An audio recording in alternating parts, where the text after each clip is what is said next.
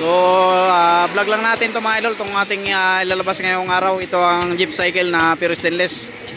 So bali dadalhin nga po pala ito mga idol sa Dait, Bicol. Ayan, so full force na po mga idol sa pag-attach ng mga kailangang ilagay, mga accessories. So ayan. So makikita natin mamaya mga idol yung full accessories nya, saka yung mga upuan. Ang mga upuan nga pala nito mga idol ay upuan po ng pangkotse, yung pinagawa ng idol natin. So ayan, abangan natin mamaya ang kanyang finished product. So ayan mga idol, welcome back po sa ating panibagong vlog sa ating YouTube channel, Mr. M's TV Official. Siyempre ngayong araw mga idol, kasama natin yung mga pipick up ng ating unit na napakaganda, na dadalhin nga po pala ito mga idol sa Dait, Bicol, Camarines Norte. So nandito yung idol natin. Ayan, kaway-kaway idol. Ayan, yung isa nandun sa hardware. Ayan, so ang unit na ay Jeep Cycle na pure stainless, steel top, kasang barako. Ayan, siyempre kung makikita po nyo mga idol ay kompleto po yung kanyang accessories. Ayan, mayroon tayong new version ng bumper. Saka ito mga idol, with sticker na po yan. Ayan. So mayroon tayong ball mirror. So dito naman po mga idol sa driver side ay nilagyan na rin natin sticker, itong private, at nilagyan natin ng dalawang antina. Tapos dito mga idol sa harapan ay meron din tayong nilagay na dalawang antina. Ayan, kasang barako. Ang motor po pala mga idol ay binyahe lang nila galing sa Dait, Bicol, Camarines Norte. So ayan, bali pagdating nila mga idol, inattach na natin kagad dito sa kanilang unit na pinagawa. So ginawa lang po pala natin ang unit na ito ng 15 araw. So ito po ang ating driver side.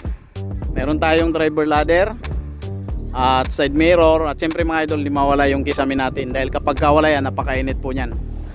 Ayan, tapos nilagyan din natin ng handle ng mga pasahero, dito sila hawak. At syempre nilagyan na rin po pala natin mga idol ng sandalan, para kapag nagpapahinga po yung nagmamaneho, yung driver, pwede siyang sumandal-sandal dito. Ayan, at syempre nilagyan din po natin siya ng lagyan ng battery.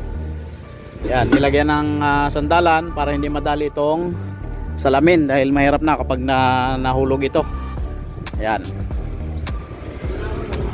So dito naman po sa likod ng unit natin ng motor, nilagyan din natin siya mga idol ng itong tapaludo. Yan, siyempre nilagyan natin ng letter K. Yan, Kawasaki stainless po yan mga idol. So ito po ang likod ng ating driver side. So kapag dito naman tayo sa likuran ng ating unit, so ganito po yung ating itsura ng unit natin. Ayan, mayroon tayong nilagay na mudguard, siyempre yung stainless. So nilagyan na rin ng sticker, yung keep distance, siyempre yung ating brand name, yung 5E, hindi mawawala yan dahil yan po ang ating trademark. Ayan, mayroon tayong nilagay na mga taillight, 4 na piraso po yan. So bali ang wiring po nyan ay nakaabang na po yan mga idol. Pwede nyo po siyang i-connect doon sa motorcycle. Siyempre kapag nagpa-connect kayo, doon nyo po dadalhin sa talagang magaling mag-wiring. Yan po yung ating kisame, combination ng apple green and gold combination. So ang upuan nga po pala nito ay harapan. Ayan, bali foldable po yung ating upuan dito sa likuran. Ang purpose po niyan, kaya foldable po yan, kapag mayroon po kayong ilalagay na malaking bagay dito, or kaya mga grocery, mga bigas, may lalagay nyo po siya ng maluwag mga idol. So ito po ang ating rubber pad na nilagay sa ating mga sidings, kulay apple green. Ayan, ito po ang ating sandalan mga idol. So dito naman po sa gilid, nilagyan din po natin siya ng accessories dahil nag-request yung may-ari. Yan, nilagyan din po natin siya ng dalawang antenna. Ito po mga idol. At siyempre hindi mawala dyan yung walang kamatayang carrier. Yan, kapag walang carrier ay hindi po lalong gaganda ang unit natin. Yan, nilagyan din po pala natin siya ng ladder. Yan, dito sa sidings ay ni-request din po ng idol natin na baka pwedeng lagyan ng sticker ng Pilipinas saka sticker ng Australia. At siyempre sinashoutout natin yung nagpagawa nito sa atin, isang OFW na nasa Australia. Yan, meron tayong nilagay na bumper. Sa settings natin mga idol ay naglagay na rin tayo ng bumper. Naka panel door po yung ating unit. Yan, kung mapapansin nyo, meron siyang CE na pina-emboss. So nilagyan na rin natin siya. So So dito sa loob, nilagyan natin ng car stereo case. Ito po, pwede nyo pong lagyan yan. Kung meron kayong extra na car stereo, pwede nyo pong ilagay dyan. Yan. Ang upuan naman natin ay ito po mga idol. Yan.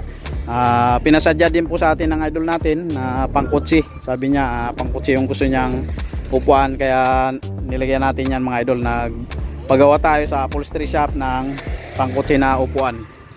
Yan. Siyempre maraming salamat po sa gumagawa niyan sa atin, sa tiwala din sa ating mga idol. Ayan. Ito naman yung ating artificial na gulong. So maraming nagtatanong kung sayad nga ba ito sa lupa. So ang masasagot po natin ay hindi po mga idol, hindi po yan sumasayad. Malayo po sa lupa. Ayan. Ang pinaka purpose nito mga idol ay para magmukhang jeep talaga ang ating unit. Ayan. Sa mga magtatanong naman kung magkano ang halaga ng ganitong version ng ating Jeep Cycle po na pure stainless na with sticker, tapos pangkutsi yung upuan, ay nagkakahalaga po siya ng 145,000. Yan, sa mga nagtatanong naman kung magkano yung down payment, ang down payment po natin mga idol ay 30,000 pesos. Para po kayo ay malista natin sa ating line up. Yan, sa job order mga idol. Yan, siyempre mga idol, baka hindi pa kayo nakasubscribe sa ating YouTube channel, Mr. Ems TV Official. Please pindutin nyo po mga idol yung ating subscribe at ang bell button para mas marami pa po kayo mga mapanood na mga upload na ating i-upload mga idol. Yan, maraming salamat po. God bless you po sa inyong lahat. At siyempre, maraming salamat po sa nagpagawa nito sa atin na OFW. God bless you po.